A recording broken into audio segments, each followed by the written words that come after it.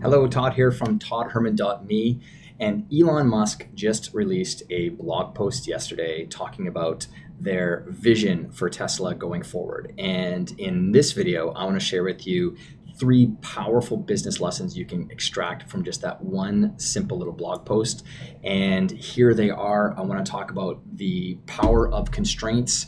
I want to talk about how sawdust can end up building homes, and I want to talk about how their mission is something that excites. So, getting to the blog post itself. Now, he just released his master plan part two.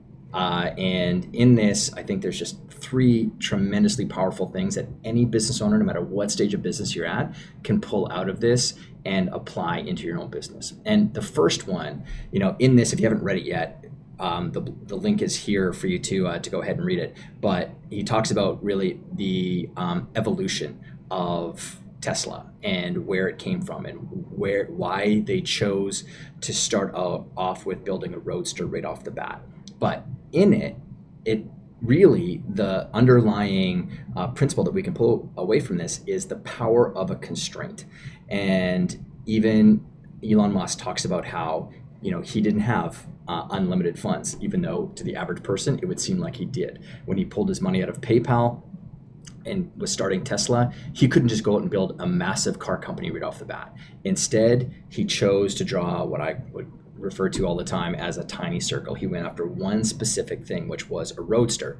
But in his first master plan that he released, he talked about how that was just a stepping stone to something else, so that it mitigated any criticism that they were going to be getting about going after and building a roadster just for rich people. Instead, he saw it as a stepping stone to other things to excite people on their mission.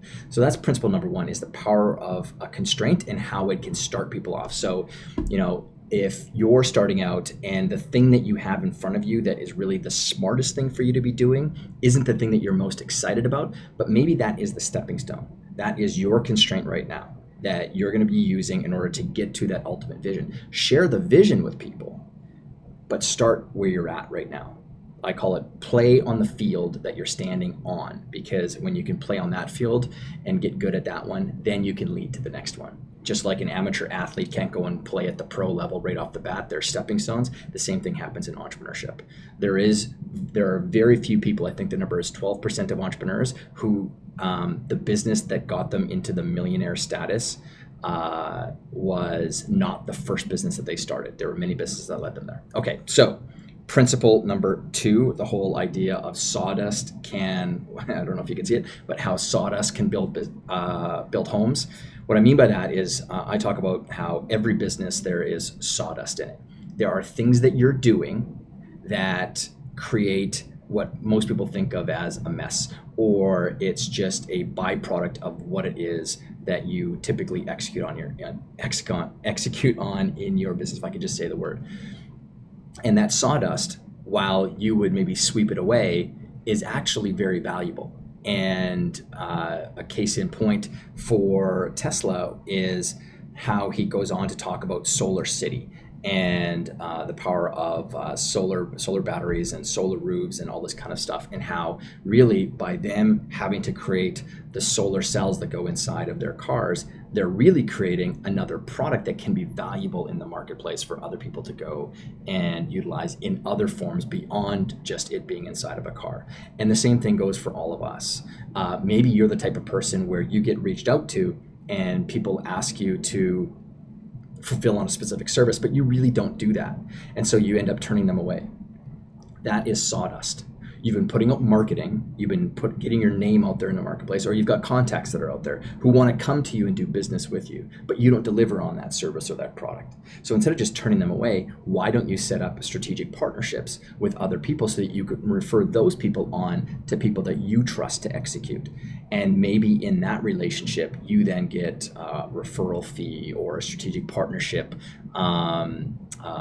fee for setting that up, or you white label someone else's services and you bring it into your business, or any number of other things. There's something called a toll gate joint venture, where really you're as just like when you're driving down the road and there's a toll gate there for you to continue to use the road, and someone pays a few dollars to get there. You act as a toll gate between this business and this business, and or this consumer and this business, and you take a small fee for adding that referring.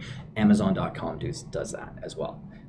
You can go onto that platform and you can use their big marketplace. You get a percentage. Amazon gets a percentage, so Amazon acts as a toll gate to you getting access to their customers. But anyways, there's sawdust everywhere in people's businesses, and Tesla is simply building out more and more businesses because of that. And there's something truly incredible that he comments on in here on when it comes to something he says in paragraph 2 under expand to cover the major forms of terrestrial transport. He talks about right here, that is why Tesla engineering has transitioned to focus heavily on designing the machine that makes the machine, turning the factory itself into a product. So again, they didn't just look at, okay, now we've got to go build cars, and so we need to build machines in order to make that happen. He looks at it as, okay, well, that becomes its own product as well. They can take possibly their model for how they're creating their assembly lines and the machines, and they can go and sell that model as well. So that becomes another business for them.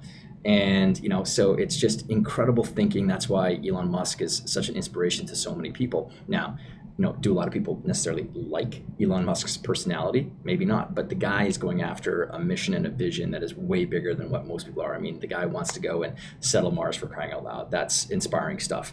And then the third principle that we can all kind of take away from just this small little blog post on their vision and their mission is the mission does excite. And if you read this and you can't feel like it's inclusive, like it's something that's beyond him, it's a mission that's based on so many other kind of big micro or meta level stuff. It talks about just sustainability and big ideas, and it excites a whole lot of people because it taps into the public consciousness that we know that the path that we're on as human beings and how we utilize resources on the planet isn't sustainable. We can't continue it, especially at the growth rate of the human population and how we're using up and utilizing all these non-renewable resources.